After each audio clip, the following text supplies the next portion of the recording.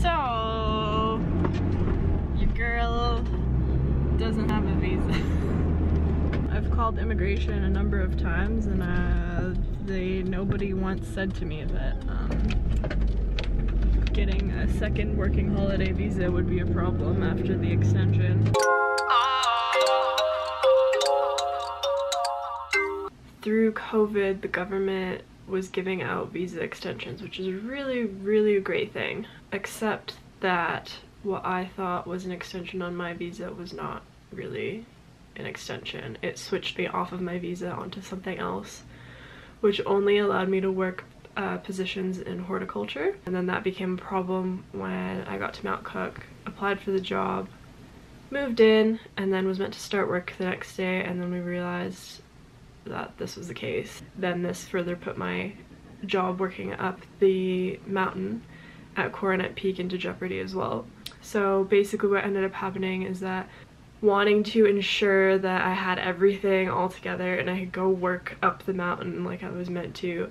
I was wondering if you could help me because I have a number of questions. I didn't realize that the working holiday visa extension was only, like, it was an SSE, which means that I can't get work in any other position besides horticulture. Yeah, so the best option for you will be to apply for a partner for New Zealand work visa. And in order to do that, I needed to get my medicals done, and the closest place and the probably cheapest on the South Island was to go to Christchurch. So while Jack was working at Mount Cook, I decided to hitchhike to Christchurch and then hitchhike back. There's not many cars, so it makes me a little nervous. I'll link those videos in the description if you want to see what ended up happening on my hitchhikes. I got picked up by a stag party, so if you want to see how that went down.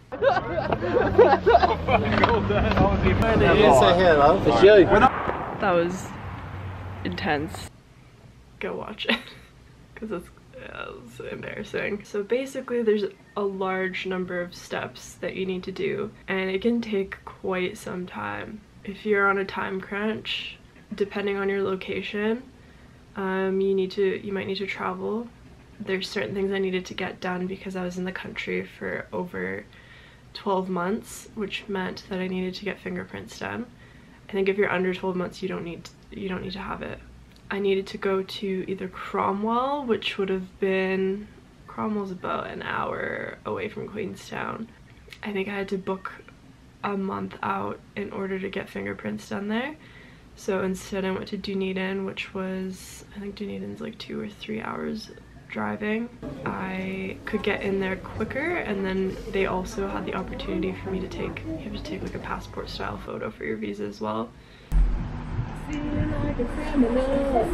So we just got our fingerprints done. Well, Joe did. Hopefully Jack doesn't need to, because apparently that could be a requirement. What do you mean it could be? You said it wasn't. No, it's not. It's not, but you know, maybe one day if I apply for residency or if he marries me. Definitely not. The medical was time consuming and that cost like 500 bucks.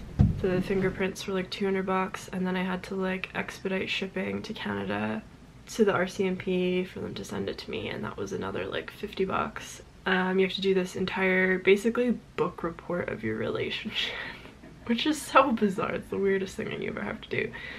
To go through all of your messages and all your pictures, and basically what I ended up doing is taking screenshots of photos of Jack and I together, so you could see the times, the date, and the time that the photo was taken as evidence of our relationship, and that we had been living together for over 12 months before applying for this visa. And then just like, you need to go through all of your finances, and like if you've had trip bookings, like show evidence of tenant agreements, show evidence of bills that you paid together. It's pretty extensive. And then not only that, you have to like combine all the files together and make sure they're a PDF, which was also a hassle, if I'm being honest. And then on top of that, you need to get letters too of people confirming your relationship, so then waiting on people to write letters for you and then sending them to you. It's a lot. It's a big process, and it can take a couple of months to complete. Like, just get started on what you can, and then you'll see what ends up tripping you up, and you might need a bit more time to like complete certain things. And if you just go on the New Zealand government website, they do walk you through everything and tell you exactly what you need. But yeah, in total I think it cost me like $1,000 to apply for the partnership visa, because it was like $500 for the medical, and then it was like, okay, it was like $600 to actually apply for the visa, and then it was like $200 for the fingerprints.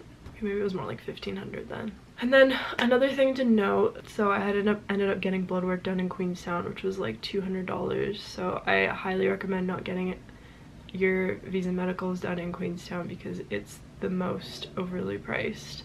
I went and got mine done in Auckland the first time, and it cost me like $250 for everything, including a chest x-ray and blood work and everything together. They won't let you do all the parts separately, so if you're going to one place to get blood work, you need to complete the visa there and do all the components of it and see the doctor and get your chest x-ray and everything all done in one spot, or they'll make you do it again, and that's a waste of money, and nobody wants to throw money down the drain, which I had done a lot of. So learn from my mistakes and just get your medicals done all in one spot. Sometimes what can also happen is that they can request more information from you after you submit your visa. So I just got a quick medical done.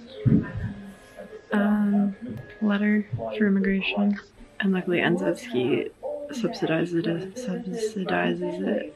So I only had to pay $20, because they're trying to tell me to pay to go to a doctor to refer me to another doctor, and I have no idea how much that would cost. So for me, for example, I mentioned to the doctor that I've struggled with anxiety, and they needed a letter from someone just confirming what medication I was on, how long I've struggled with it, and any other issues surrounding it. Guess who put their application in? Yay! It is done.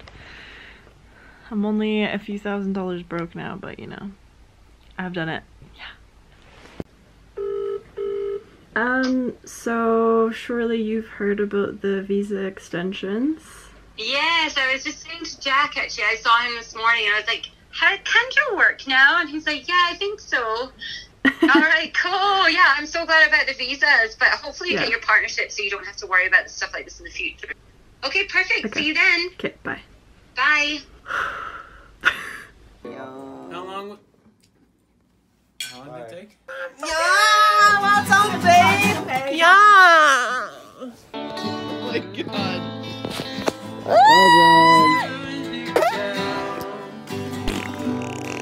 Get you to try.